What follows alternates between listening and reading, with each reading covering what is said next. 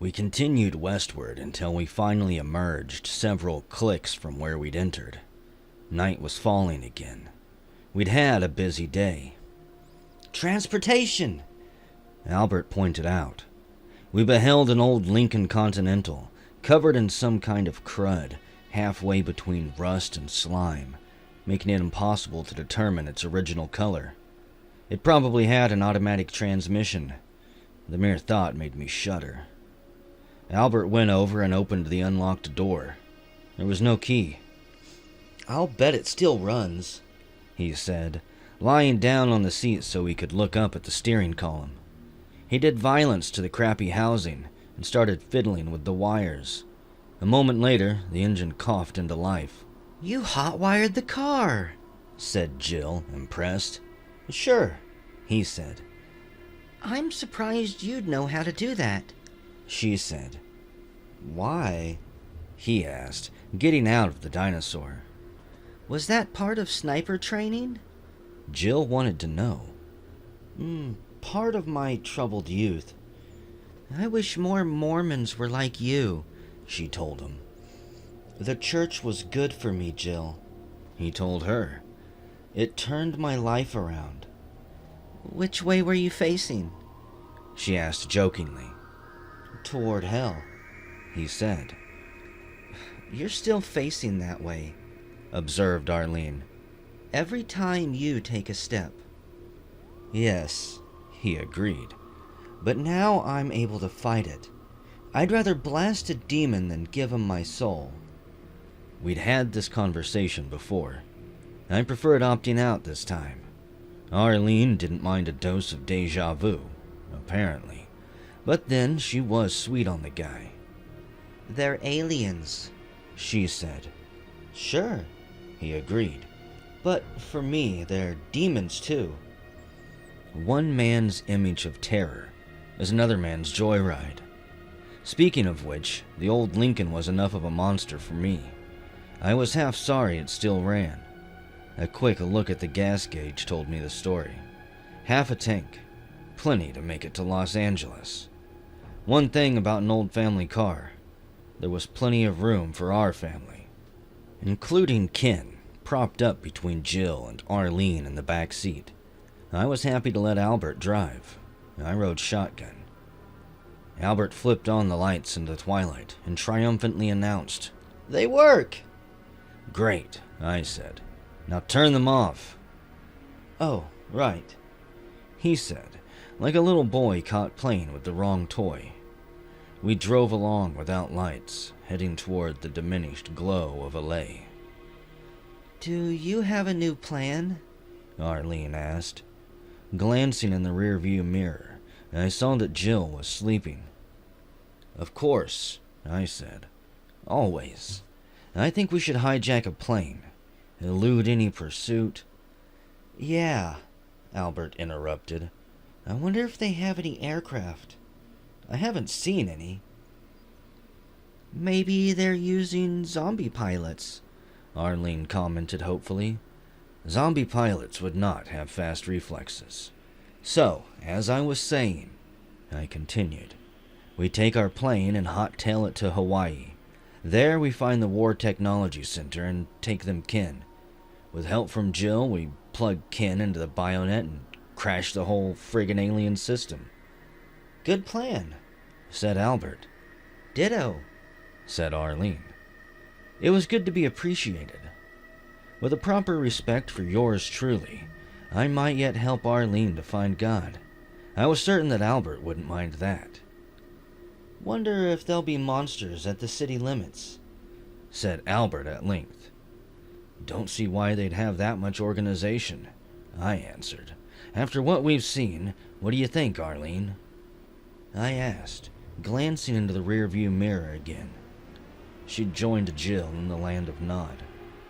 Given the condition of Ken Estes, the back seat had become the sleeping compartment of this particular train. The girls are taking 40, commented Albert, with a touch of envy. How are you holding up? I asked. Driving in the dark without lights keeps the old adrenaline flowing. I know what you mean. But if you can use some relief, I'll spell you. He risked taking his eyes off the black spread of road long enough to glance over. You're all right, Fly. I see why Arlene respects you so much. She told you that? Not in so many words, but it's an easy tell. We both tried to discern something of the road. The horizon was bright, in contrast to the darkness right in front of us. It was that time of day. I rubbed my eyes, suddenly starting to lose it. Why don't you take a nap? He suggested. No. Should at least be two of us awake. And I want to make sure you're one of them. Right. Exhausted, but too wired to sleep, we made it into Los Angeles at night. We didn't run into any monster patrols on the way. Maybe they were saving up some real doozies for us at the Beverly Center. At the outskirts of the city, zombie guards shuffled back and forth in a caricature of military discipline. Even a zombie would have noticed our approach if we'd had the headlights on. Score 1 for basic procedure. Albert took a side road, but we ran into the same problem. How long do I keep this up? He asked. All night, I'd say, if I hadn't prepared for this. How? I didn't throw out the lemons we didn't get around to using before. I wrapped them in plastic wrap from the MREs. We still have them with us. To borrow from Jill. Ick, he said. Who's been carting around that rotting crap? You, Bubba. Just for that, Fly, you get to wake the girls. The man knew a thing or two about revenge. We parked and I woke up Jill first. Then I let Jill risk tapping Arlene on the shoulder. Some tough Marines you wake with kid gloves. Or better yet, with a kid. Arlene came to with a start, but she was good. Very good. The night air felt pleasantly cool. As we spoiled it with spoiled citrus, Jill asked, What about Ken? Lime and lemon him too, said Arlene. We've all got to be the same to the zombies' noses. So, walk or ride? Asked Albert. Don't see any reason to give up these wills before we have to, I said, amazing myself, considering how I regarded the old Lincoln. With the windows down, we ought to pass. I look dead enough to keep driving, said Albert. We all piled back in, thought rancid, graveyard thoughts, and rolled. As we approached the first zombie checkpoint, I started worrying. There hadn't been any other cars around, but we'd seen a fleet of trucks with zombie drivers back in Buckeye. I'd have felt a lot better if we weren't the only car. Suddenly, we were rammed from behind. A truck had hit us. It didn't have lights. One good view in the side mirror revealed a zombie driver. Don't react, I hissed to everyone, fearing a volley of gunfire at the wrong moment. Everyone kept their cool. We weren't hit very hard, I said. The truck was barely tooling along, at about the same slow approach speed we were doing. Everyone all right? I asked. While I received affirmatives, the zombie driver demonstrated some ancient, primitive nerve impulse that had survived from the human days of Los Angeles. The fughead leaned on his horn. All of a sudden, I completely relaxed. Getting past the checkpoint was going to be a cinch. Shall I take us in, Corporal? Asked Albert, obviously on the same wavelength. Hit it, brother, I said. The truck stuck close to our bumper through the totally porous checkpoint.